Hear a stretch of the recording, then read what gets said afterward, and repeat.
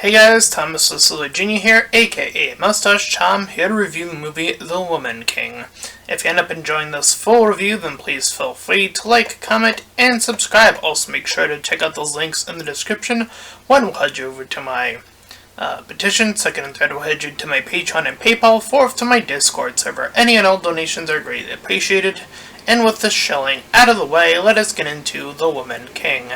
So, I had initially saw the trailer quite a few times before hearing about how the movie had apparently flopped, I guess. But I am here to review the movie objectively speaking. The other thing I had heard about this is apparently this is based off of a real, history, like a historical, tribe or something. So I did a quick Google search, and the first answer did end up being yes, that is technically true. It apparently is based off of a real tribe of people. So, yeah, that is a thing. It's hard to say how closely related this is to historical events. As I would assume it typically is to do such a thing for a lot of historical events, especially ones that don't take place in America, since you probably, gaining that info, probably would have to do a bit of, more digging than what I did, which, again, was just a quick Google search. But, again, I am here to review the movie objectively. That means I am not here to cater or, to mock based on other elements that may have seen previously, but to talk about what happens in the movie and say whether or not it is good or not, based off of the merits of whether or not that makes for a good movie. So with that out of the way, let us get into the movie. The movie begins with a narration that is read to us about this particular tribe, and we cut to West Africa in 1823. Now, I do apologize if I do mispronounce the names, because they have pretty unique names, so I will say that much. I believe the leader, the one who becomes the Woman King, her character's name is Migano, or something of similar sounding name. In my notes, I did refer to her simply as the leader, just so, my notes could just say that, and, I might refer to her just as that character archetype, for simplicity's sake. Just so I'm not, fumbling her name later on because that pronunciation might also just be completely wrong. Anyway, so we see her group, her tribe, return to her village after a rather successful battle. After which we cut to a young woman who's being wedded off. Now, historically speaking, this is something that would occur even in America, speaking of, where, parents would force their daughters to marry out of obligation or money or whatever. So that is a thing that would take place, and it's no surprise to see that it would take place in other areas. But she refuses, so she is sold off to the king's group. So she's shown around to this palace, which is made up of this woman tribe. But we have a quick cutaway to this adversary group horsing their way in. Then we cut to the king, who is in the center of the poster, by the way, just so you know who I'm referring to. Talks to all of his advisors, which among them is indeed the leader character. And they mentioned hear how they hate the fact that they have to have slaves and have to sell slaves in order to have other means of protecting themselves, essentially. So I actually saw some criticisms of this apparently speculating around about like, oh, slaves, that's, showing that's bad or whatever, or I don't know, something of that ilk, which is baffling since this is history, and sorry to spoil history, but, I guess spoiler to history, yeah, people own slaves. That's something that terrible that happened in the past. Yes, that is true. Even I'm aware of this, yes. Certain, in Africa, since there'd be black people who had black slaves. Yes, that is a thing that happened. That is a part of history. Just like in Egypt, Egyptians had several types of slaves, including white people and black people and all other types of people to build the pyramids. That is history. There were slaves in America. There are slaves all over the world in our history. I'm sorry if slavery is like some new thing that's apparently gets on nerves of some people to, I don't know, try to say that makes the movie bad. But I don't know if if the criticism also is simultaneously, but the movie isn't also accurate, then you can't have it both ways. I mean, do you want it to not have the slavery then, though? Because again, I did see both criticisms, like this isn't faithful to history, but then again, it's also showing that, yeah, people own slaves. So, I'm not really sure how strong those criticisms were that I saw floating around. Anyway, so we have one of our new characters talking about how they're in this sort of monarchy system, and thus we see the leader talking to her new group that she's sort of initiated in, and she talks about how their system is going to work and offers freedom to whoever wants to leave to do so. And we do see number of them leave, like 3 of them, I think. Then we cut to Azuki, one of the various trainers in this group, who is introduced to the new girl, the one that was brought in from the whole forced wedding situation. So she's told to follow her exact rules. She then proceeds, this new girl named Moi, I believe her name is, I'll just keep probably referring to her as the new girl since, I don't want to keep mispronouncing her name either, but point is that she is told that, learning how to fight isn't magic, but it is a skill that requires, obviously, getting out there and actually training. During the next or first trial of them holding up rope and getting the rope ready, the new girl talks back, and she's given a heavy blade by the leader. And when she fails to, she hits it, but she gets the blade stuck, and the leader shows how to slice all the way through the haystack, sort of mannequin or whatever that is. So, when separated, Azuki tells her,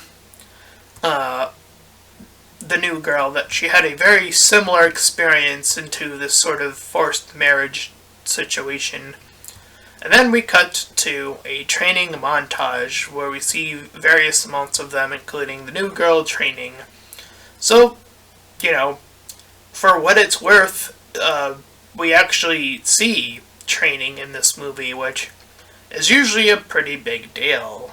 considering, certain other characters in more fictional stories have that whole, oh, but I'm just super good at the thing. And the leader already seems to have the experience, so we're following the person who has the experience, and simultaneously we're also following the new girl in this dynamic. All the while, we have this little, this competition, where one of the tribeswomen of this group is facing off against this guy. They both have, it's like a double-edged spear type weapon, and the woman is able to more swiftly move her feet forward to push the guy back. Anyway, it's a pretty useless scene for all things considered, involving the main plot. But the next training session, we see the heads blow up, and the new girl says that it was her. She did a little trick or whatever, and she's called out by the leader.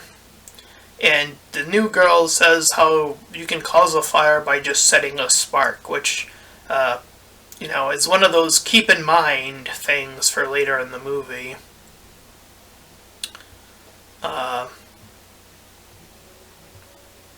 Anyway,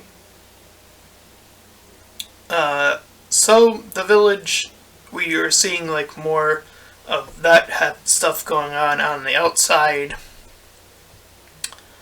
And we also, this is where the controversial thing of the title itself, because that is another criticism, the woman king. That being they try to explain that by saying that having the title be king, well, that would make them the equal of a man. And, not to link that to a queen. So that seems to me to mean that, at least for this particular group, they see queen as a lesser of the two, between the two, which I guess is kind of interesting, to consider at the very least, to be I don't know, who really would have more power between the two? I mean, I've seen stories where the queen has more power, and I've seen stories where the king has more power. So, hard to say, but this is, again, a more quote-unquote historical story being told, and maybe back then there might have been a worse perception of how a monarchy is presented, or to them. It's hard to really say that sort of thing, but I guess that is, again, the titling of the movie. Some people would probably legitimately ask, why not just call it The Woman Queen, or something of that nature. So yeah, whatever. Anyway. So,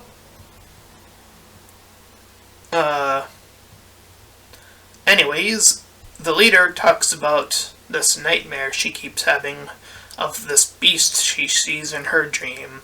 Now, quite frankly, I think it would have been a quite interesting little tidbit here to add the sequence as she's telling it. I don't know, something I feel like the movie did miss out on here. Anyway, the leader sees the new girl continuing to train on her own, so despite, the hardships that they've been, she's been putting on her, we see that she's putting in work herself, so, and I think the leader seems to approve of that.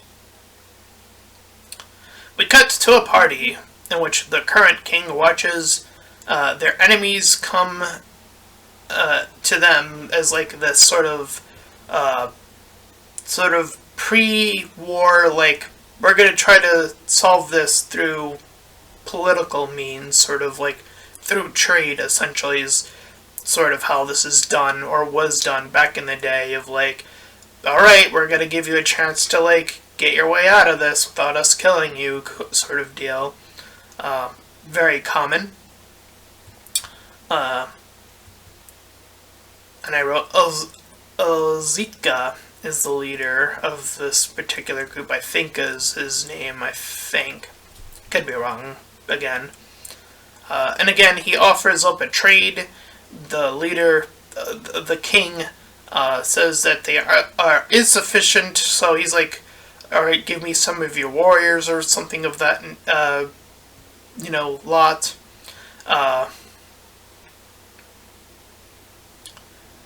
But the leader, as we sort of cut away from that, we see that the leader, woman, is starting to feel a bit ill as she's asked about how she's, like, dealing with this, because the guy she saw apparently raped her, and we'll get to that a little bit as well, more so. So, we see these these two travelmen, who are new to this town from the Britain lands. They're sort of passing by the slaves. All the while, we see them prepping up this little test, and the new girl helps one of them during this little section. All the while, the leader talks with the king, and she also talks with this other woman who essentially wants this more comfy life. Like, she wants to get through by just trying to wiggle her way in through any means possible. All the while, the Englishmen talk about with the enemy tribe that we see in this movie. And we cut to, quite frankly, a little bit of an unnecessary slave traveling scene. It doesn't really add anything to the main point. We're just sort of following people.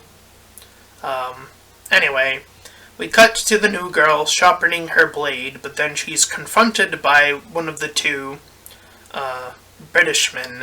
His name is Malik. And he starts to immediately fall for her, and I guess she starts to have feelings for him, ? It seems to imply more of a question rather than resolve this immediately anyway. But after their little meetup at the pond, we cut back to the king and the trials start. And once again we see the new girl once again helping out her allies to help assure that they all get through, or at least one of them gets through this sort of initial thing. The new girl, Mari, is called forth by the king, as she was the one who made it through. She jumped off of the high platform segment of this, allowing her to regain the lead despite having helped someone else catch up. So she wins the little contest, but they're all pronounced warriors of this tribe now.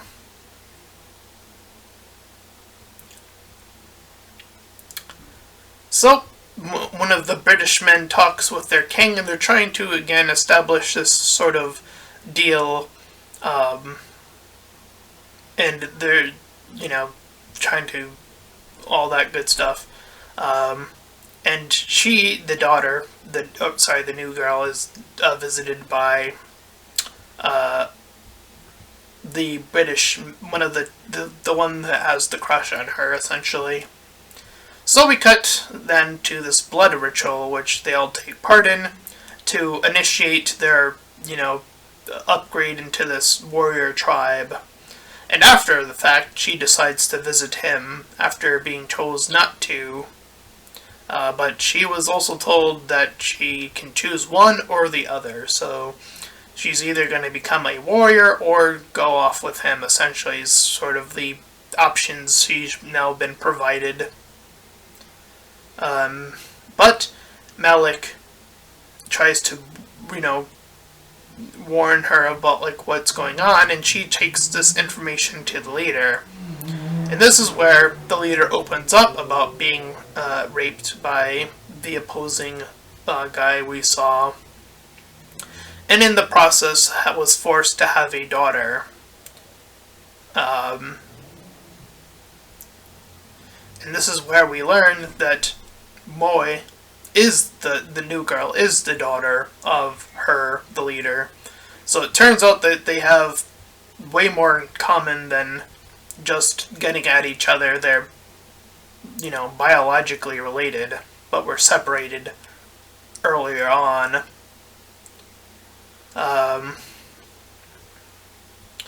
So we cut to the leader out in the fields looking at the troops moving, and she talks about how their large numbers makes them significantly slower, and that they'll be the victors as they try to start to fight their way back. And this is where she takes on what the daughter had said to her earlier about only needing a spark to do so. So, we cut to this little dancing fight performance, I guess I would call it. As then the squad begins to head out. And they proceed to light these paths they've been having off-screen, I guess, but point being is that they spread these fires into the various camps of their enemies, and the fire rages out, forcing them to move forward. So the war rages out between the two groups, and the enemy seems to, after some time, retreat.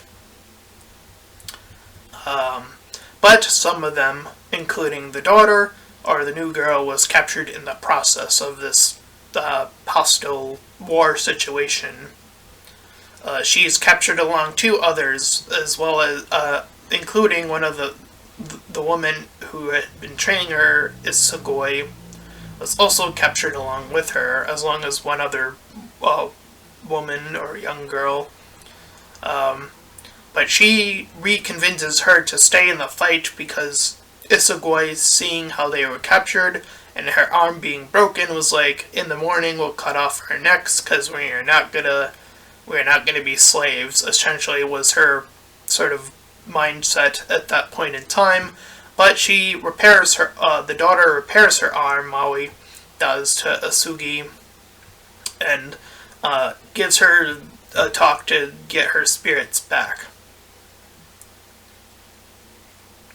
Then we cut to the king as he chooses the leader, and she's told to force, essentially to stay by his side, essentially, during this situation. And she's obviously now conflicted because she learns that she has this daughter, and her daughter's now gone. So,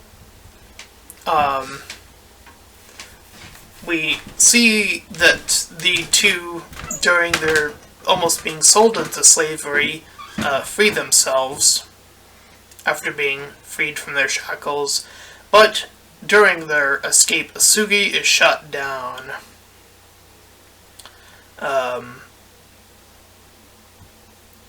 And the British man who has a crush on her happens to be there and technically buys her, Maui, to sort of help her get out of the situation where she's confronted by the other guy.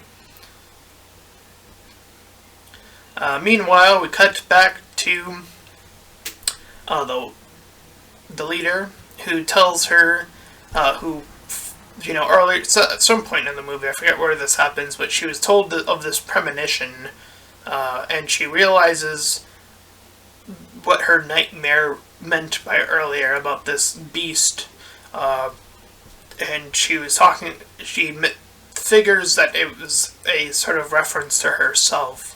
This sort of, I guess, mask, if you will, of what she had become. And now she's going to no longer allow that to be the case. But we see that the warriors indeed follow her lead. So they don't need that much convincing, obviously. So we see Malik from before continue to try to attempt to help Maui, as he kind of wants to bring her to England to, I guess, have her have a better life there, but she chooses to stay at that point and proceeds to head outside and join the fight. So the leader faces down the main bad guy and eventually takes him down, and Maui saves her from behind.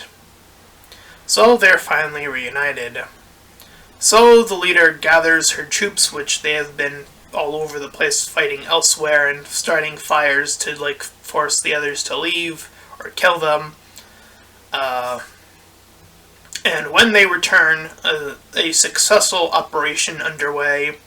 The king goes to her and names her the Woman King,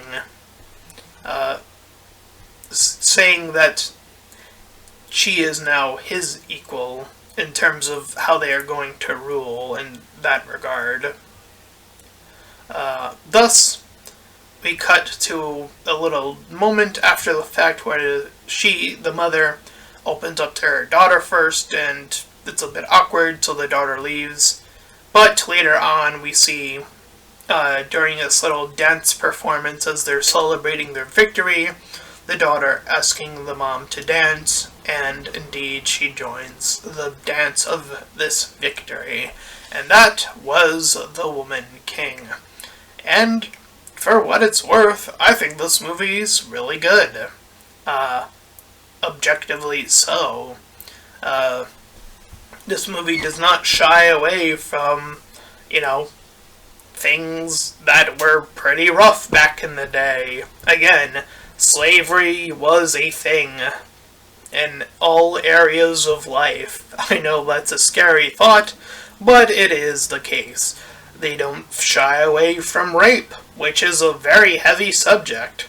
They don't shy away from much of the things that are a little bit perhaps harder to talk about, but they engage that with a story that is filled with a bit of action, a bit of conflict. Our characters aren't necessarily perfect. We see the new girl training. We see her getting better and better as she's progressing through.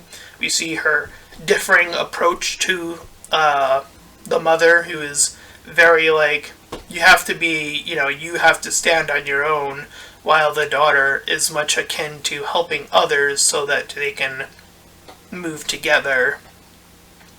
And I do think that there was a one scene needed towards this ending where, either the mother has some sort of compromise with her daughter about that, the ideology, or maybe, I don't know, something to, end that loose end. I feel like that's, the only bit of their relationship that I feel like could have used improving. Outside of that, though, I would say, overall, it's a pretty good movie. So for a score, I'm going to give this movie an 8 out of 10. Pretty strong. Yeah,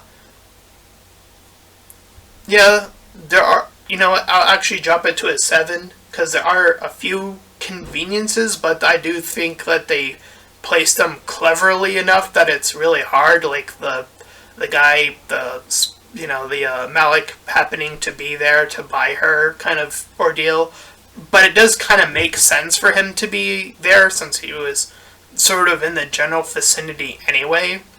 So the conveniences aren't strong enough to take away that much from the movie. So I would still give it a strong, solid 7 out of 10. And if you appreciated this full review, then please feel free to like, comment, and subscribe. Also make sure to check out those links in the description. One will head you over to Petition to help smaller YouTubers, second and third to my Patreon and PayPal, fourth to my Discord server. Any and all donations are greatly appreciated. And until next time, everyone, bye-bye.